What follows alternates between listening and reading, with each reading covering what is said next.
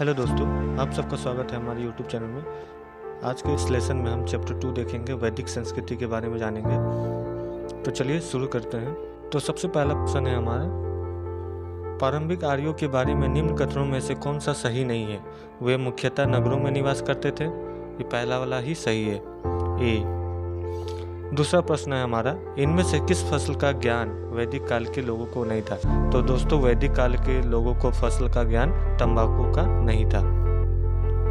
तीसरा प्रश्न है हमारा, किस वेद में सभा को नरिष्ट अर्थात सामूहिक वाद विवाद या अनुल्लंघनीय कहा गया है? तो दोस्तों, ये अथर्ववेद होगा हमारा इसका आंसर। चेक करते हैं राइट आंसर। चौथा क्वेश्चन है हमारा, ऋग्वेद में कुल कितने मंडल है? तो दोस्तों, ऋग्वेद में हमारा 10 मंडल है। पांचवा प्रश्न है, किस रचना में नारी को सूरा और पासा के साथ 3 प्रमुख बुराइयों में शामिल किया है? तो इसका होगा हमारा मैत्रेयनी संहिता। Right answer. छठा प्रश्न है, गायत्री मंत्र की रचना किसने की थी? तो गायत्री मंत्र की रचना विश्वामित्र ने की थी। ये हम सभी को पता है। Right answer. सातवां प्रश्न है, अवेस्ता और ऋग्वेद में समानता है। अवेस्ता किस क्षेत्र में संबंधित है? तो दोस्तों, अवेस्ता ईरान से संबंधित है। चेक करते हैं राइट आंसर। आर्य शब्द का शाब्दिक अर्थ है, आर्य शब्द का शाब्दिक अर्थ क्या है? श्रेष्ठ और कुलीन। ये डी नंबर होगा हमारा राइट आंसर।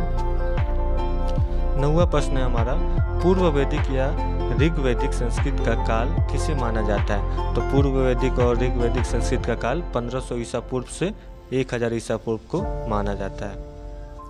10वां प्रश्न है, उत्तर वैदिक संस्कृत का काल किसे माना जाता है? तो दोस्तों, उत्तर वैदिक संस्कृत का काल हमारा 1000 ईसा पूर्व से 6000 ईसा पूर्व था। चेक करते हैं राइट आंसर। 11वां प्रश्न है, किस देवता के लिए ऋग्वेद में पुरंदर शब्द का प्रयोग हुआ है? पुरंदर शब्द का प्रयोग हमारा किस देवता के लिए ऋग्वेद में पुरंदर शब्द का प्रयोग हुआ है? तो दोस्तों, पुरंदर शब्द का प्रयोग हमारा इंद्र देवता के लिए हुआ है। Right answer. 12 नंबर प्रश्न, शूलसूत हमारा जयामिति पुस्तक से संबंधित है। Right answer. अस्तोमा सद्गमय कहाँ से लिया गया था? तो दोस्तों, अस्तोमा सद्गमय ऋग्वेद से लिया गया था।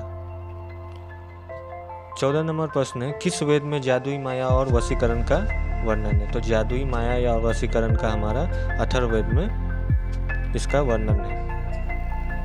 15 नंबर प्रश्न है, ऋग्वेद में सबसे पवित्र नदी किसे माना गया है? तो दोस्तों, ऋग्वेद में सबसे पवित्र नदी सरस्वती को माना गया है। 16वां प्रश्न है, 3 कर्मों पगों में तीनों लोक को माप लेने के कारण किसे उपक्रम कहा गया है? ये हम सब जानते हैं, 3 पग में किसने धरती को नापा था? तो वो हमारा विष्णु देवता है। 17 नंबर है प्रश्न है, पुराणों की संख्या कितनी है? तो पुराणों की संख्या 18 है। वैदिक धर्म का मुख्य लक्षण इनमें से किसकी उपासना था? वैदिक धर्म का मुख्य लक्षण इनमें से प्राकृतिक का उपासना था। Right answer. 19 नंबर प्रश्न देखते हैं, निम्नलिखित में वह दस्तकारी कौन सी है जो आय द्वारा व्यवहार में नहीं लाई गई है? तो वो है हमारा लुहार। लुहारगिरी को आय द्वारा व्यवहार में नहीं लाई गई थी। 20वां नंबर प्रश्न, आदि काव्य की संज्ञा किसे दी जाती है? तो आदि काव्य की संज्ञा हमारा रामायण को दी जाती है। Right answer. निम्नलिखित में से कौन मूलतः जल या समुद्र का देवता था? तो जल या समुद्र का देवता हमारा वरुण था। चेक करते हैं, वरुण थे। Right answer. पतंजलि कौन था? तो पतंजलि दोस्तों पाणिनि के संस्कृत व्याकरण अष्टाध्यायी का एक टीकाकार।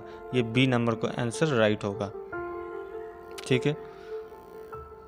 23 नंबर प्रश्न है हमारा, उत्तर वैदिक काल के वेद विरोधी और ब्राह्मण विरोधी धार्मिक अध्यापकों को किस नाम से जाना जाता है? तो दोस्तों, वेद विरोधी और ब्राह्मण विरोधी के नाम से हम श्रमण को जाने जाते हैं। Right answer.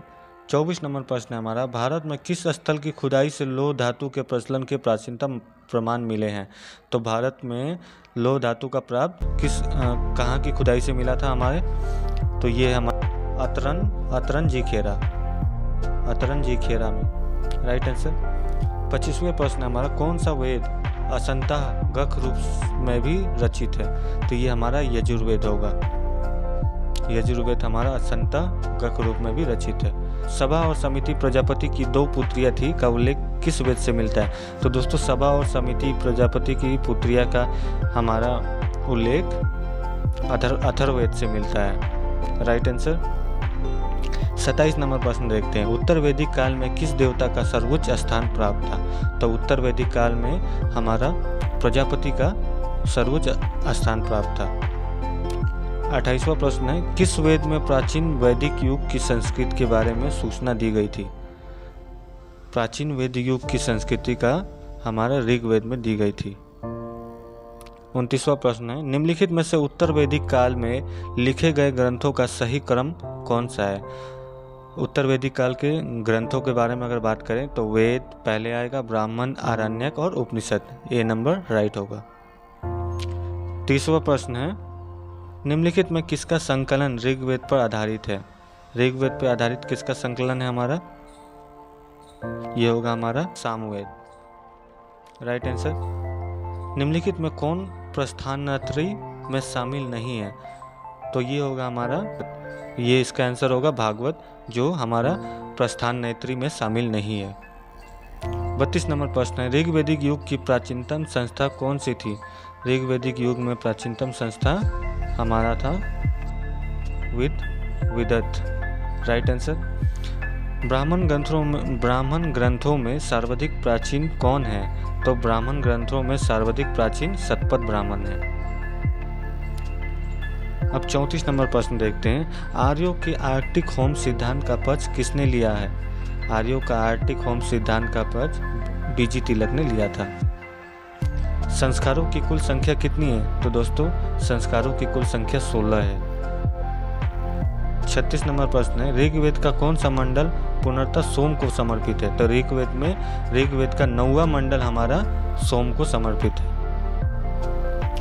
37 नंबर प्रश्न है, प्रसिद्ध 10 राजाओं का युद्ध दशराज युद्ध किस तट पर लड़ा गया था? तो 10 राजा का युद्ध दशराज युद्ध परुसनी नदी के तट पर लड़ा गया था।